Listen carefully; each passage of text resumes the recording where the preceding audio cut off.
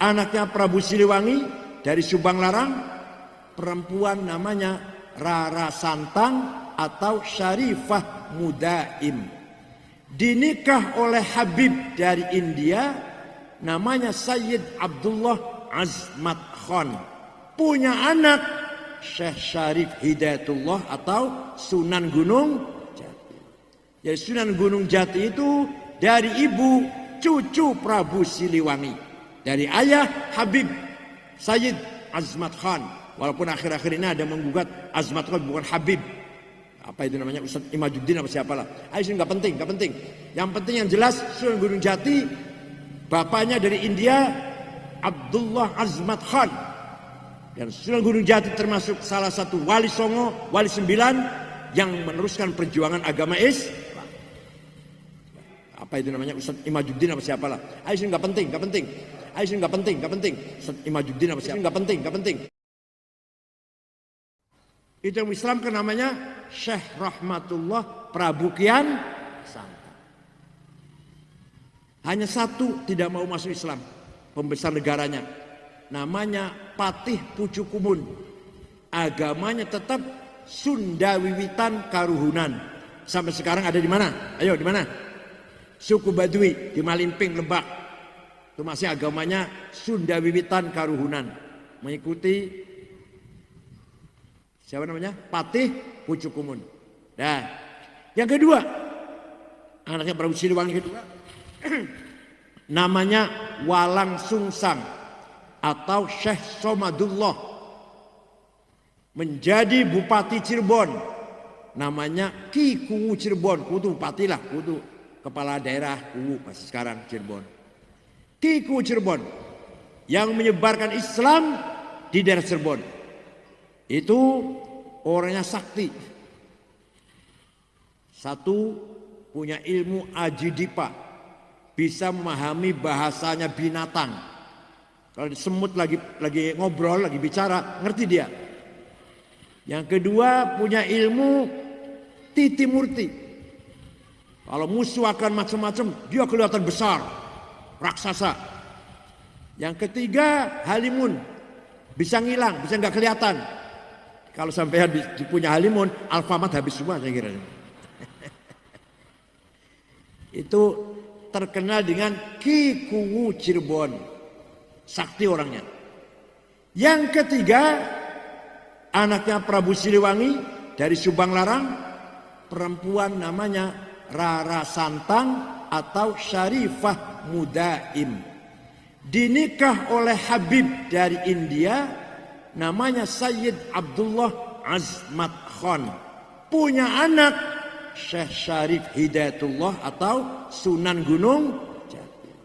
Jadi Sunan Gunung Jati itu dari ibu cucu Prabu Siliwangi, dari ayah Habib Sayyid Azmat Khan. Walaupun akhir-akhir ini ada menggugat Azmat Khan bukan Habib. Apa itu namanya, Ustaz Imajuddin apa siapalah. Itu nggak penting, nggak penting. Yang penting yang jelas Sunan Gunung Jati, bapaknya dari India, Abdullah Azmat Khan.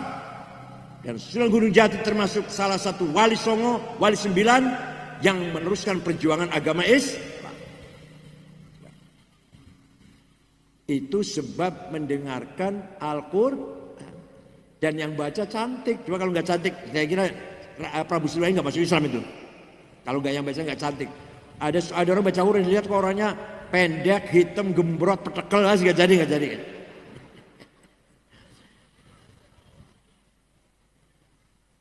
Nah, sesudah langkah pertama, first step, langkah pertama, yatlu alaihim ayatih.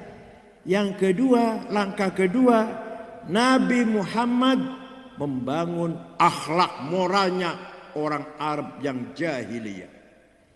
Diajari jujur, tanggung jawab, punya visi misi, punya mental, tahu mana benar, mana salah, mana pelempeng, mana bengkok. Orang Arab yang pedalaman, yang primitif, jahiliyah, oleh Nabi Muhammad, mereka masuk Islam menjadi pemimpin-pemimpin yang berakhlak, bermoral. Ya Allah, luar biasa. Sayyidina Umar yang preman tadi, Setelah masuk Islam, tahu tentang adil, egaliter, demokrasi. Ngerti itu? Demokrasi, musyawarah, demokrasi itu. Musyawarah. Tahu nilai-nilai, mana yang benar, mana yang salah, mana yang adil, mana kezaliman. Berkat masuk Islam. Luar biasa. Yatlu alaihim wa ayati wa yuzakkihim tazkiyatun nafas, tazkiyatul qalb. Manusia itu punya hawa nafsu. Apa namanya? Hawa nafsu ada dua, ghadabiyah dan syahwatiyah. Apa? Ghadabiyah, saya harus menang. Saya jadi bupati Bekasi. Saya jadi ketua. Saya jadi pemimpin. Komandan, imam, direktur. Gak mau jadi anak buah, gak mau. Itu namanya nafsu ghadabiyah. Saya jadi presiden. Ghadabiyah namanya. Tapi ini. Tapi kalau niatnya baik, tujuannya baik, caranya benar, saya harus jadi bupati Bekasi. Kalau saya jadi bupati Bekasi atau wali kota Bekasi, ini kota berarti? Kabupaten Bekasi. Kalau saya jadi bupati Bekasi, pendidikan gratis, kesehatan, rumah sakit, klinik gratis, jalan-jalan halus, orang miskin kita usahakan supaya hilang kemiskinan. Anak-anak yang tidak mampu sekolah kita sekolahkan. Kalau saya jadi bupati, baik nggak niat itu? Baik nggak itu? Baik. Tujuannya apa? Ibtigha mardatillah, mencari ridho Allah. Tujuannya udah itu aja, titik. Maka nafsu ghadabiyah tadi, ambisi tadi, ganti namanya. Bukan nafsu ghadabiyah, namanya himmah. Apa? Yang keras. Apa? Himmah. Saya menang jadi bupati Bekasi.